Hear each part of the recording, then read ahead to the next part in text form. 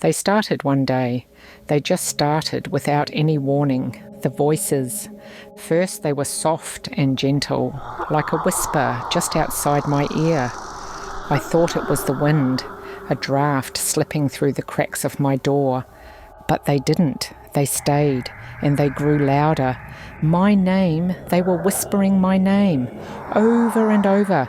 My heart was pounding in my chest, and I spun around and around, looking, searching, expecting to see someone or something to explain it away.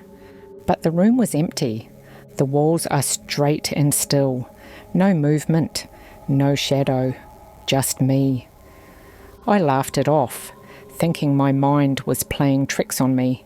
It was probably my imagination, perhaps aggravated by the stress of studying for upcoming exams and the lack of sleep.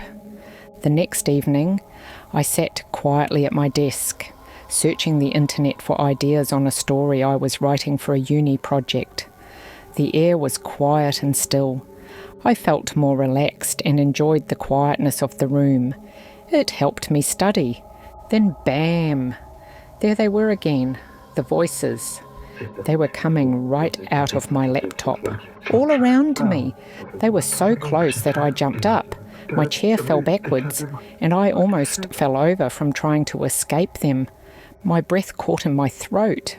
The air in the room felt heavy, pressing down and suffocating me. Ben, Ben.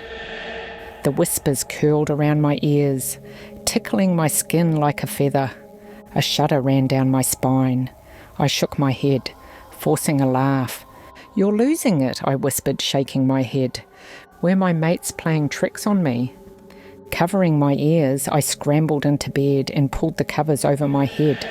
But the voices were still there, slithering under the blankets and engulfing me, becoming louder and louder. The next night, I was too terrified to go into my room. I was so exhausted, I was nearly asleep on my feet. Slowly creeping down the hall, I pushed my bedroom door open silently. Maybe they won't hear me. But there they were, more and more voices, more and more garbled words, most of them I couldn't make sense of. "We know where you are. You can't hide from us." Suddenly, my blue sneakers started moving toward me. I turned and crashed out the door, but they followed me. The walls, the floors, the ceiling were all screaming at me now as my sneakers followed me through the dorm. The words crept under my skin, into my brain. They were nonsensical words, but I understood them. They knew me. They knew everything about me, my past, my fears, my shame. I ran faster, crashing into a student who jumped back, cursing me. Ignoring him, I ran faster, out the door, up the path and into the nearby woods. Eventually, I flung myself on the ground in exhaustion. Curling up into a ball, I buried my head under my arms, covering my ears. But it didn't help. The voices were inside my mind, digging deeper and deeper. Sobs racked my body, but I must have eventually fallen asleep in exhaustion as I woke up to sunlight filtering through the trees. The days blurred. The sneakers followed me in the streets, at class. They even waited outside the shower door. The voices were always there, everywhere. In the bathroom mirror, crawling and burrowing into my ears. I tried catching my blue sneakers, but they were too quick. Always one step ahead of me. I avoided people. They took a wide berth of me, whispering about me wherever I went. Only I could hear the cursed voices. That made it worse. One night I snapped. Grabbing a pen, a thick black marker. If I couldn't stop the words, I'd trap them, contain them. I wrote every word I heard, every whisper, every scream, on my arms, my legs, my chest, my forehead, my skin filled with ink. The words spiraled down my fingers, crawled up my neck. But it wasn't enough. I needed more space. The walls.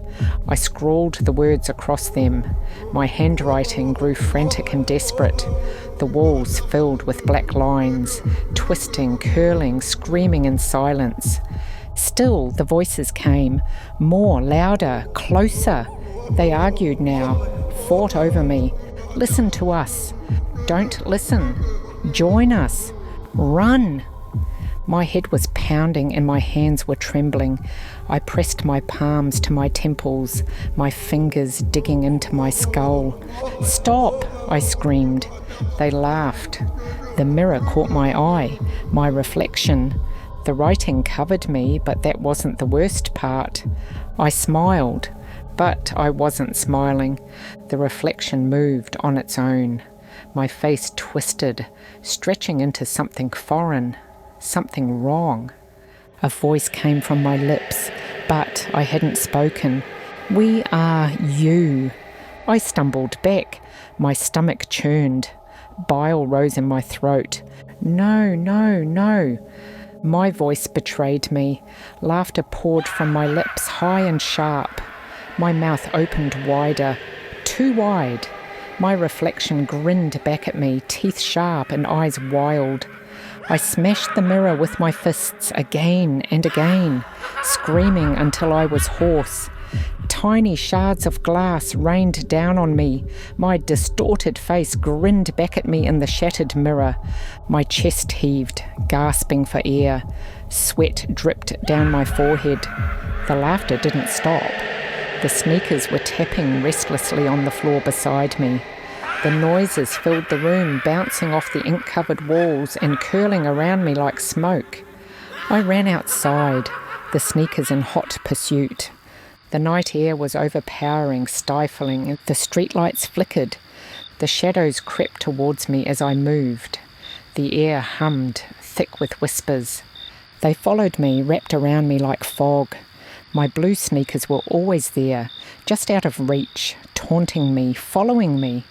My skin burned with the words I had written. They itched, moved. I clawed at them, peeling my skin and scratching at the ink. My nails came away bloody. The voices screamed. I ran until my legs gave out. As I collapsed onto the pavement, the world spun around me.